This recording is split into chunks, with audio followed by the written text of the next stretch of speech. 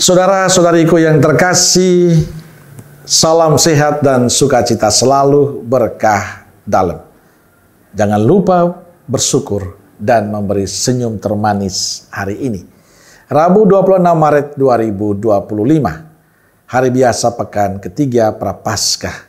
Kita awali permenungan kita hari ini dengan tanda kemenangan Kristus. Dalam nama Bapa dan Putra dan Roh Kudus. Amin.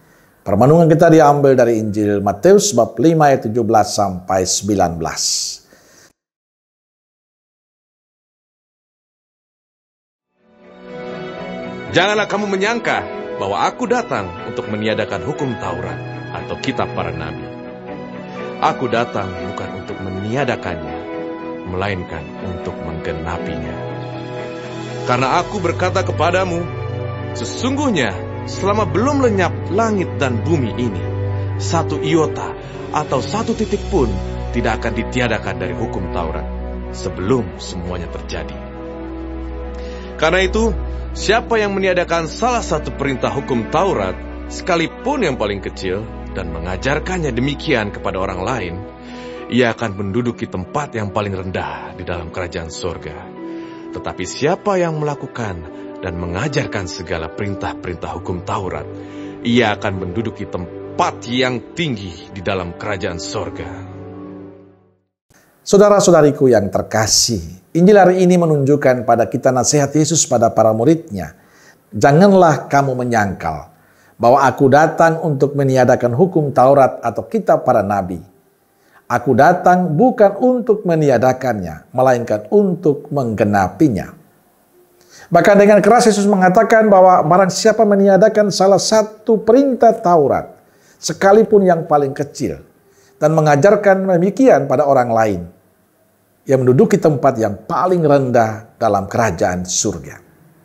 Saudara-saudariku terkasih, Yesus menunjukkan pada para murid dan kita semua bahwa ia tidak ada masalah dengan hukum Taurat. Yang menjadi masalah adalah kalau aturan itu tidak dijalani dengan baik. Hukum Taurat tidak memiliki arti apa-apa jika dipandang sebagai sebuah aturan keagamaan semata. Bagi Yesus yang terpenting bukan soal menjaga kemurnian ajaran iman, ajaran Taurat, tetapi bagaimana Taurat itu dijalani dan dihayati dalam hidup setiap hari. Taurat akan bermakna ketika perilaku dan sikap hidup benar-benar dijiwai olehnya. Bila kita menjalani dengan baik, maka Taurat akan menjadi inspirasi bagi banyak orang. Hari ini Yesus tidak hanya memberikan pencerahan dan penegasan pada orang Farisi dan para ahli Taurat, tapi ia sedang mengajar dan sekaligus mengingatkan kita agar kita juga memiliki kebiasaan untuk membaca dan merenungkan sabda Tuhan. Dengan membaca dan merenungkan sabda Tuhan, kita akan semakin mengenal Yesus.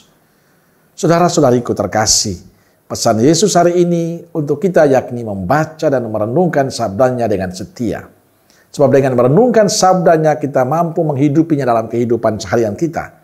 Dengan demikian kita tidak seperti kaum Farisi dan para ahli Taurat yang hanya membaca, mendengarkan, tapi tidak meresapkan dalam kehidupan beriman mereka. Hari ini kita diingatkan oleh Tuhan agar Yesus agar kita tidak saja menjadi pendengar sabda dan pembaca firman Allah, tapi meresapi dan menjiwai itu dalam perilaku hidup kita setiap hari. Apa yang kita baca, apa yang kita renungkan, wujudkan itu dalam kehidupan kita. Dan pada akhirnya kita mampu menampilkan wajah Yesus dalam sikap dan pelayanan kita. Amin. Semoga Allah yang Maha Kasih memberkati saudaraku sekalian, Bapa, Putra, dan Roh Kudus. Amin. Roh Kudus Nazaret, doakanlah kami. Amin. Berkah dalam.